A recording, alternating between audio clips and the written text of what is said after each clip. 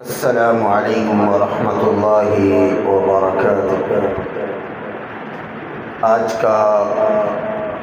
ہمارا رقیہ بڑا اہم ترین رقیہ ہے۔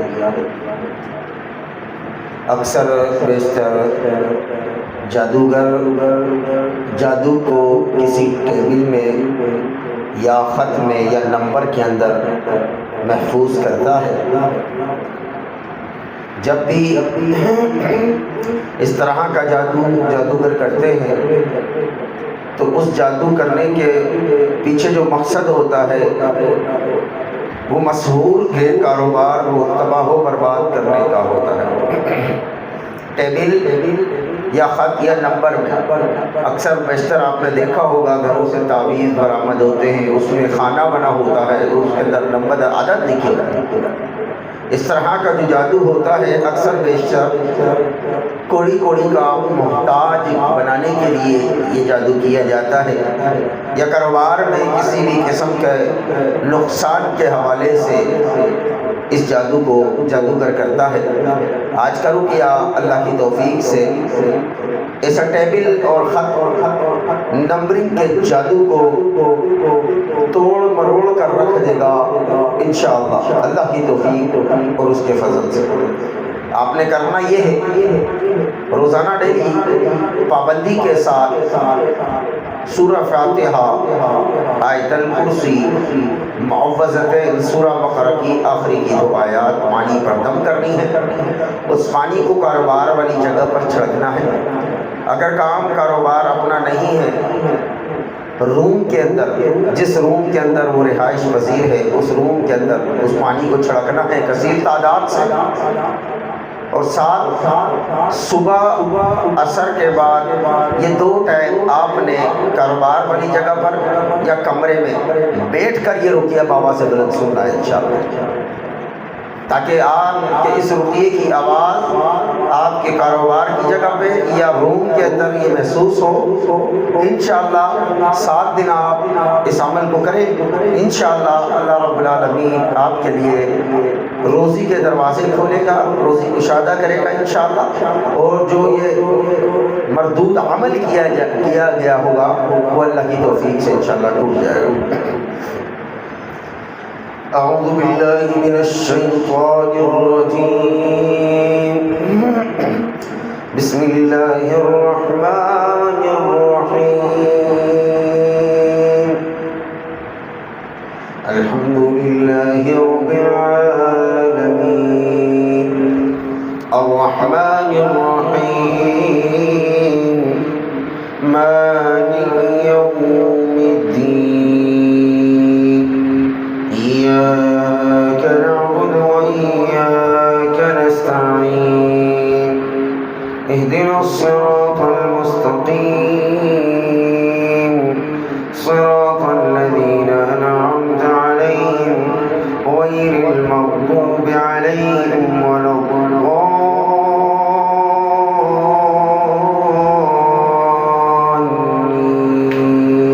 آمين۔ الحمد لله رب العالمين، الرحمن الرحيم، مالك يوم الدين، إياك نعبد وإياك نستعين، اهدنا الصراط المستقيم، صراط الذين أنعمت عليهم غير المغضوب عليهم ولا الضالين،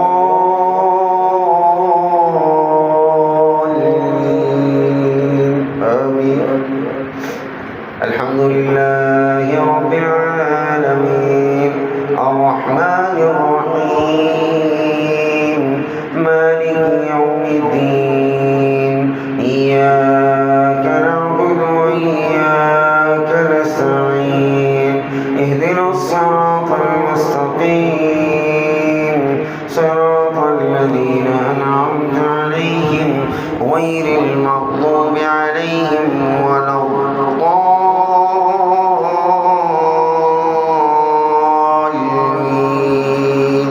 آمين۔ اعوذ باللہ الشيطان الرجيم من همزه ونفخه ونفخه بسم الله الرحمن الرحيم والنجم إذا هوى ما ضل صاحبكم وما غوى وما ينطق عن الهوى إن هو إلا وحي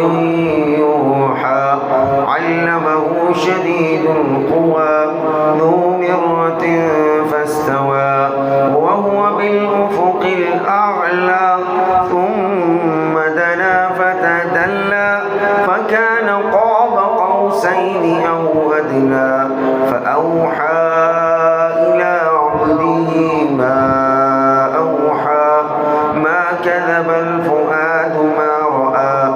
أفتمارونه على ما يرى ولقد رآه نزلة أخرى عند سدرة المنتهى عندها جنة المأوى إذ يغشى الصدرة ما يغشى ما زاغ البصر وما طغى لقد رأى من آيات ربه الكبرى أفرأيتم اللات والعزى ومناة الثالثة الأخرى ألكم الذكر وله الأنثى تلك إذا قسمة ضيزى إن هي إلا أسماء سميتموها أنتم وآباؤكم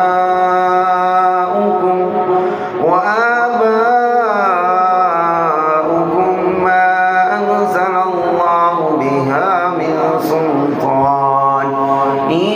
يتبعون إلا الظن وما تهوى الأنفس ولقد جاءهم من ربهم الهدى أم للإنسان ما تمنى فلله الآخرة والأولى وكم من ملك في السماوات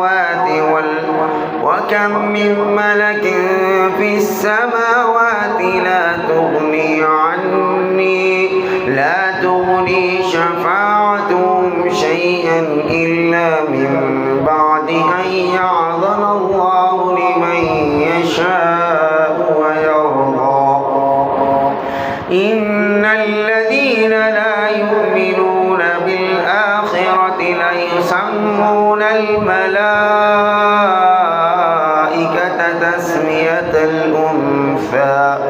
وما لهم به من علم إن يتبعون إلا الظن وإن الظن لا يغني من الحق شيئا فأعرض عمن تولى عن ذكرنا ولم يرد إلا الحياة الدنيا ذلك مبلغهم من العلم إن ربك هو أعلم بمن ضل عن سبيله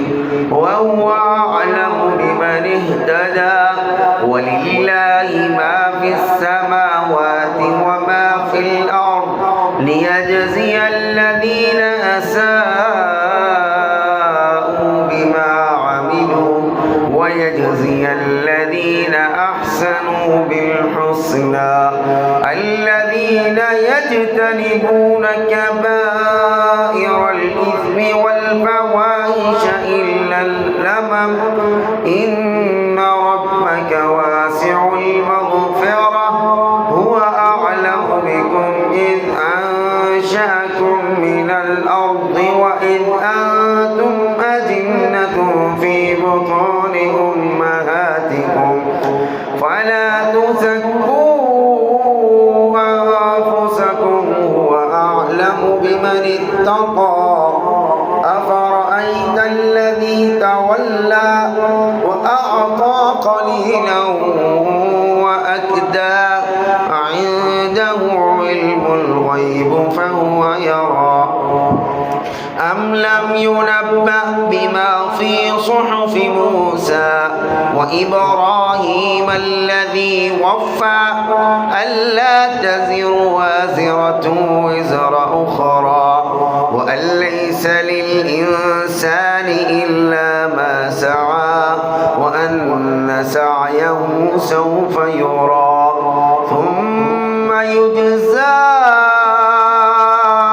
الجزاء الأوفى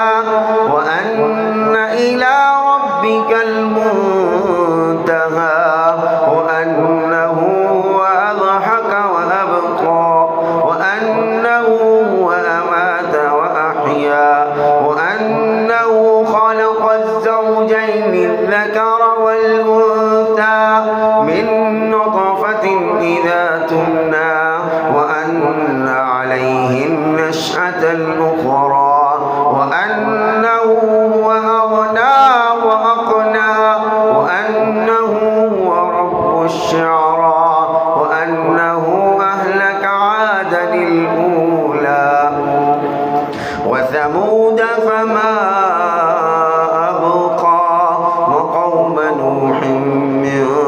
قبل إنهم كانوا هم أظلم وأطغى والمؤتفكة أهوى فغشاها ما غشا فبأي آلاء ربك تتمارى هذا نظير من النذر الأولى أزفت الآزفة ليس لها من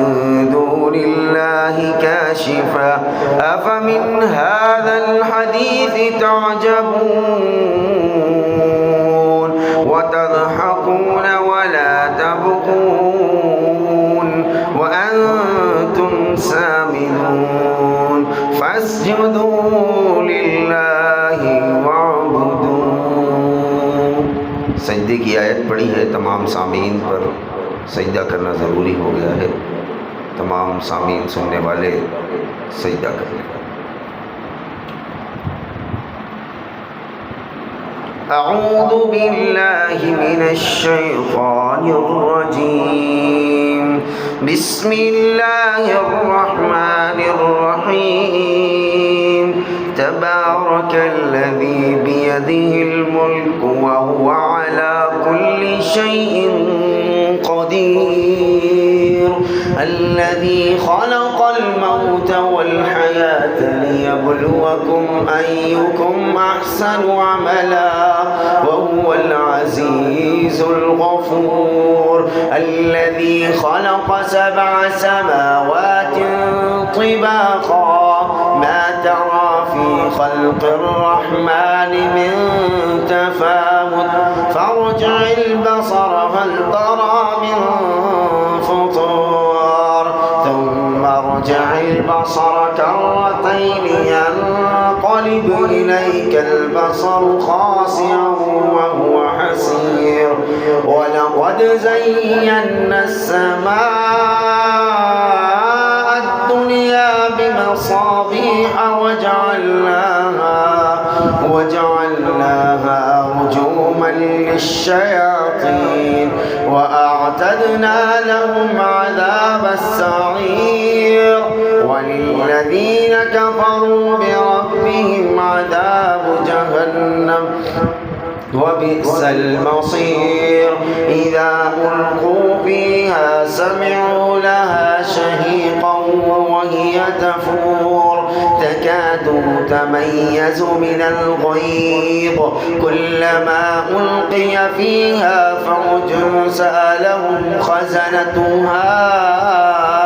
ألم يأتكم نذير قالوا بلى قد جاءنا نذير فكذبنا وقلنا ما نزل الله من شيء إن أنتم إلا في ضلال كبير وقالوا لو كنا نسمع أو نعقل قيل ما كنا في أصحاب السعير فاعترفوا بذنبهم فسحقا لأصحاب السعير إن الذين يخشون ربهم بالغيب لهم مغفرة وأجر كبير وأسروا قولكم أو اجهروا به إنه عليم بذات الصدور ألا يعلم من خلق وهو اللطيف الخبير هو الذي جعل لكم الأرض ظلولا فامشوا في مناكبها وكلوا من رزقه وإليه النشور أأمنتم من في السماء أن يخسف بكم الأرض فإذا هي تمور أم أمنتم من في السماء أن يرسل عليكم حاصبا فستعلمون كيف نظير ولقد كذب الذين من قبلهم فكيف كان نكير أولم يروا إلى الطير فوقهم صافات ويقبضن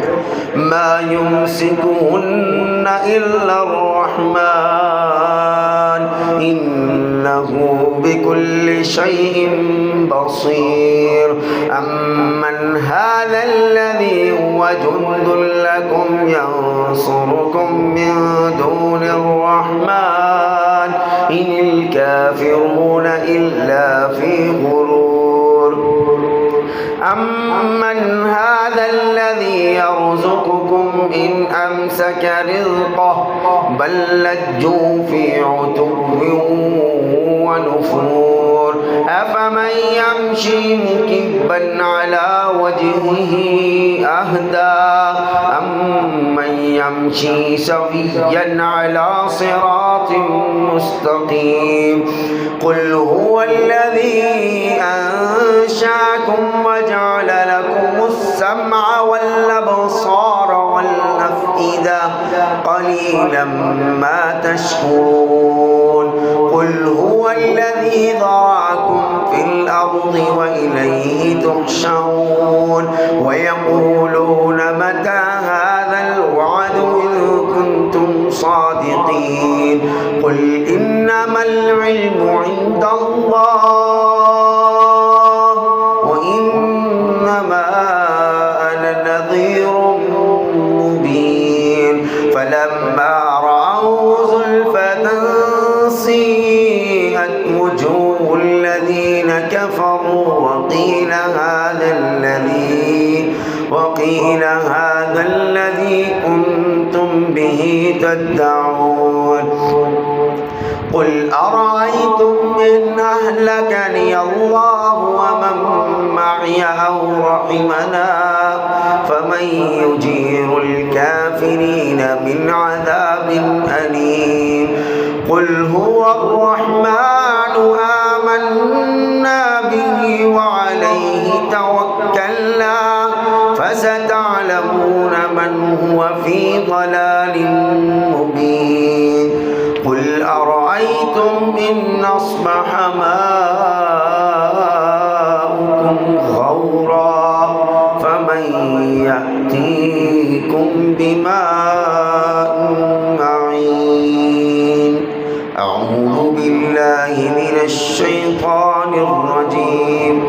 من همزه ونفخه ونفخه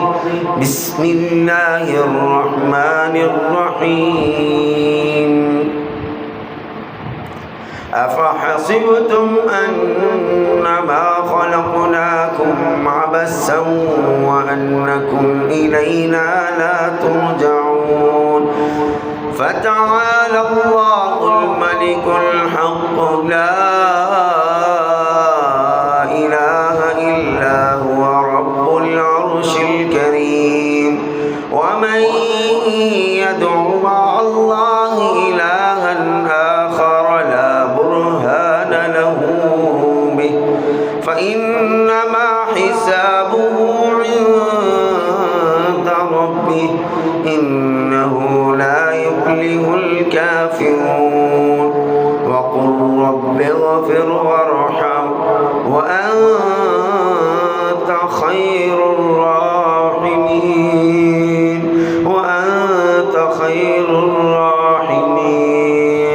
وأنت خير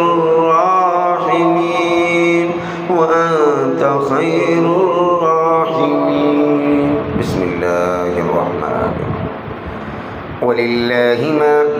ولله ملك السماوات والأرض والله على كل شيء قدير. إن في خلق السماوات والأرض واختلاف الليل والنهار لآيات لأولي الألباب الذين يذكرون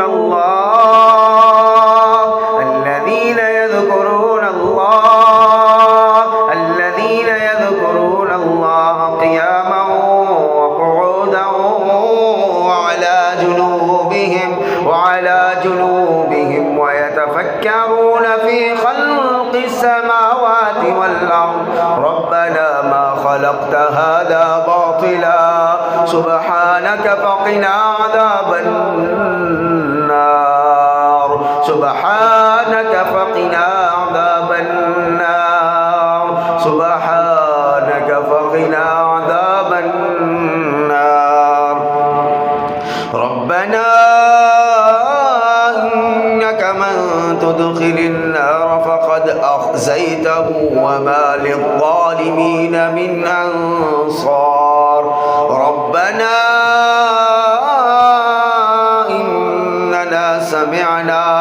إننا سمعنا مناديا ينادي للإيمان أن آمنوا بربكم فآمنا ربنا فاغفر لنا ربنا فاغفر لنا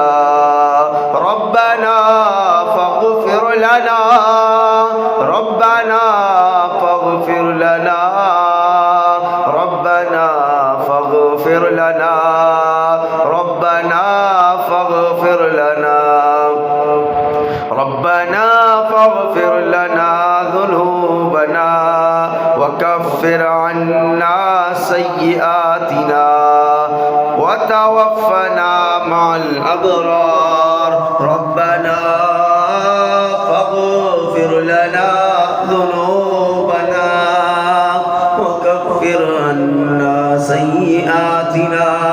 وتوفنا مع الأبرار. ربنا فاغفر لنا ربنا فاغفر لنا ذنوبنا ربنا فاغفر لنا ذنوبنا. اے ہمارے رب ہمارے گناہوں کو معاف کر دے. وکفر عنا سیئاتنا یا اللہ ہماری خطاؤں کو درگزر فرما. وتوفنا مع الابرار اور ہمیں نیکوکاروں میں شامل فرما. ربنا فاغفر لنا ذنوبنا وكفر عنا سيئاتنا وتوفنا مع الأبرار. ربنا وآتنا ما وعدتنا على رسلك ولا تخزنا يوم القيامة إنك لا تخلف الميعاد. فاستجاب لهم ربهم أني لا أضيع عمل عامل منكم من ذكر أو أنثى بعضكم من بعض. فالذين هاجروا وأخرجوا من ديارهم وأوذوا في سبيلي وقاتلوا وقتلوا لأكفرن عنهم سيئاتهم ولأدخلنهم جنات تجري من تحتها الأنهار ثوابا من عند الله والله عنده حسن الثواب. لا يغرنك تقلب الذين كفروا في البلاد متاع قليل ثم مأواهم جهنم وبئس المهاد. لكن الذين اتقوا ربهم لهم جنات